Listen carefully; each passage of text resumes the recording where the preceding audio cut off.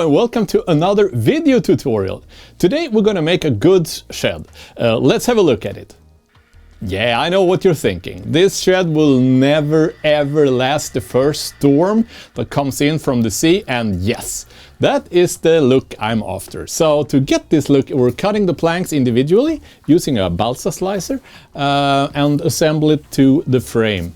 So that's how we're gonna do it. For this type of work I use a soft wood board, which is made of wood fiber, which I glued onto a hard board. I covered it all with a food type wrap plastic. I put the paper templates, which is representing each of the 4 walls, under the plastic foil. Now let's cut the beams. I cut them from a 4mm thick balsa sheet, which I slice into 4mm wide sections. I cut several times with the razor blade to avoid cracks, and here they are. When the beams has been cut to length, I fix them onto the board using needles. Then it's time to cut the next one. I glue it in place using PVA glue, and I fix that one as well with a needle. Then I just continue gluing each piece in place. A rule of thumb is to apply beams around windows and doors to simplify the cutting process later. The planks are cut using a balsa slicer and then just dipped into a wash, which makes them look like this. I have a separate tutorial on how to make planks easily, quickly like this, and I put the link up in the right hand corner if you want to see how that is made. Otherwise it's just to put glue now onto your frame, smear the glue out and just place the frame onto the row of planks. Press a minute or so until the PVA glue has set properly, and then once completely dry I just cut the excess parts off. I just let the razor blade work its way through the planks so I avoid cracks and having breakage.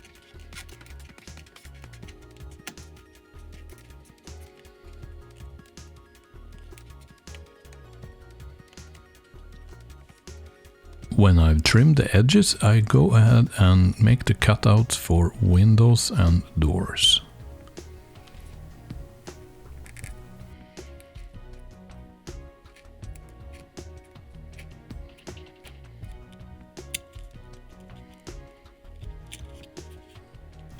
Some trimming might be necessary, otherwise it's just to press the windows in place. And I fix them to the planks with a bit of fast set glue.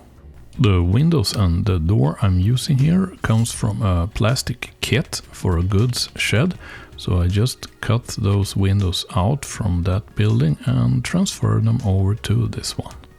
Now it's time for final assembly. I do that with the fast set glue. Now, because of the way we assembled this, there will be missing planks on the outside corners. So we're just gluing those in place using the same type of fast set glue. As you might remember from making the planks, I weather them by dipping them once or twice into indoor type wood weathering. In general, it's a good idea to exaggerate the differences in color, both in brick walls, stone walls, and in this case wood walls, and then let the weathering you do over the entire wall blend and reduce those differences. It's much harder, or not to say impossible, to do it the other way around. So what I'm doing here now is I'm covering the entire building with a gray wash. This contains from black, white and a lot of water. This is what it looks like when that wash is in place. Now the area closest to the roof will not be as bleached from sun and weather as the lower part, so I'm also weathering now the lower part another round with the gray wash. Now it's time to assemble that roof. I've made a template for the roof and I put that onto a 1.5mm thick balsa sheet. From this sheet we will use the balsa slicer and cut the beams, the roof beams.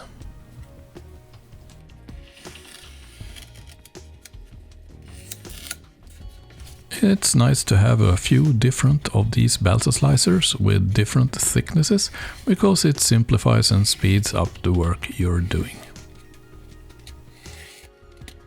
The corroded plate roof is made from PVA glue, which I pour onto a plastic plate. This is Folmer 6027.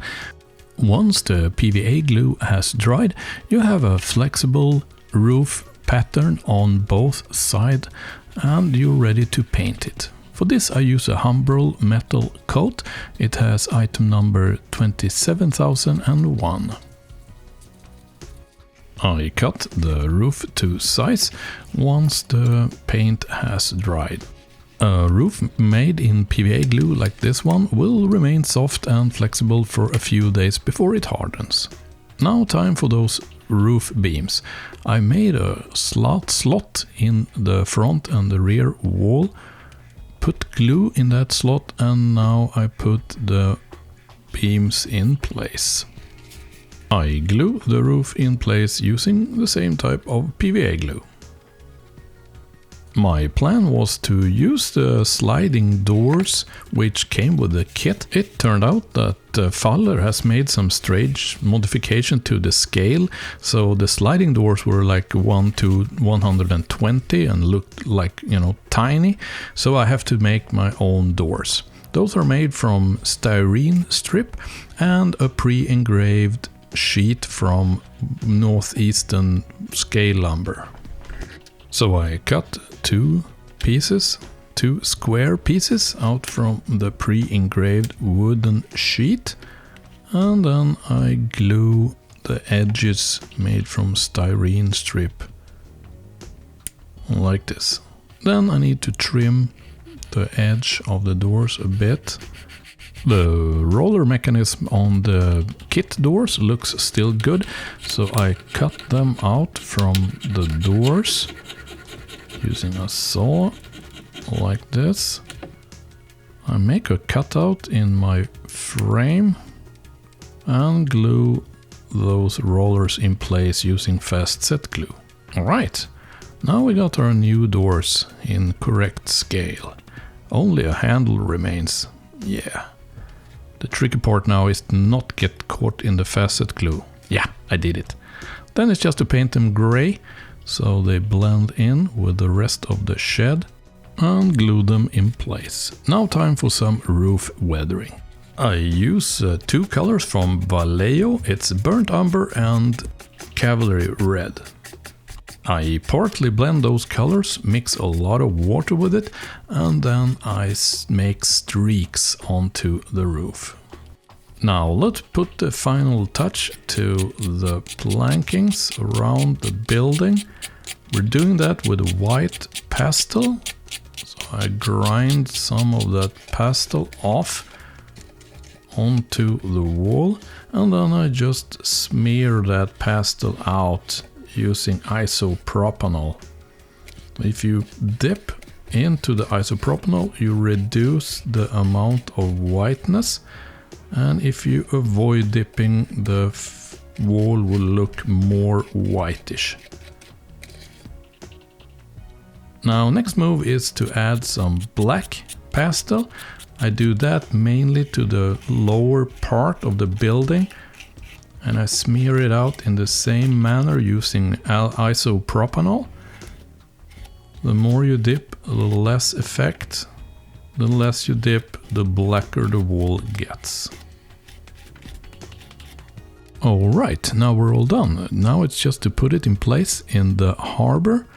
I glue it using fast set glue, so I just need to put some force on a few seconds.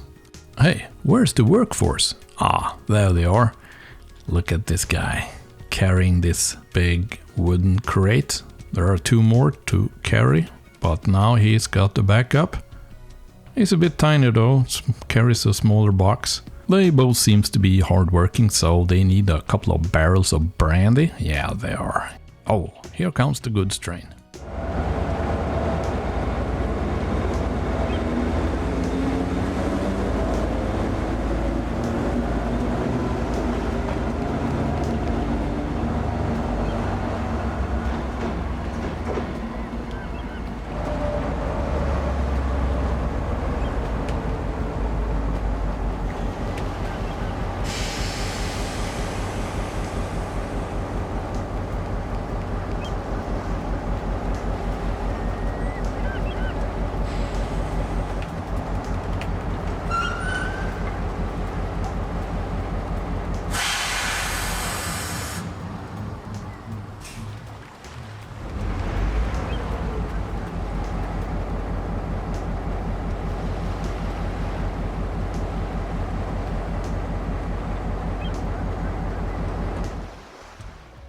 I hope you liked the tutorial. If you did, please help others to find this video by giving it a thumbs up and sharing it on your favorite forums across the internet. If you got any questions at all about the methods presented in this video, or anything about the layout here or whatever, please post them in the comment field below this video and I'll respond to them as soon as possible.